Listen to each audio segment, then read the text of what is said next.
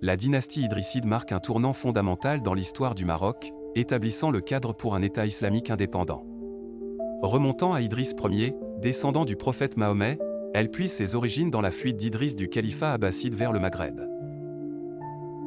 En 789, Idriss s'établit à Volubilis avec le soutien des tribus berbères locales comme les Aouraba.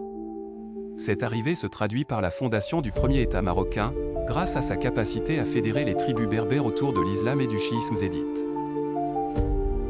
Cependant, Idriss Ier ne régna que brièvement avant son assassinat en 791, mais son héritage fut repris par Idriss II, alors mineur, sous la tutelle de ses fidèles. Le règne d'Idriss II, 803 à 828, constitue un moment majeur pour la consolidation de la dynastie idrisside. Il transfère la capitale à Fès, qui devient un centre névralgique de l'islam et du commerce. Fès se développe rapidement sous son impulsion, posant les jalons de l'importante université Al-Qarawiyya, même si celle-ci est fondée après la période idrisside.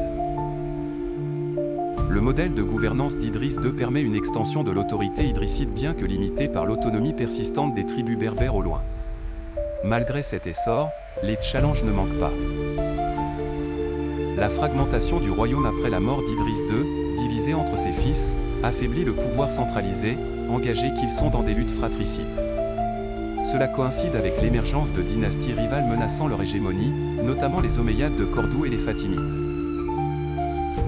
Vers la fin, les Idrissides font face à une pression exponentielle des tribus berbères rivales cherchant à obtenir leur souveraineté. En 985, la dynastie perd son dernier bastion, ce qui mène à la dispersion des descendants idrissides dans les régions plus reculées ou dans l'assimilation locale. L'impact des Idrissides sur le Maroc est indéniable, ils sont les pionniers de l'islamisation et de la formation du royaume marocain.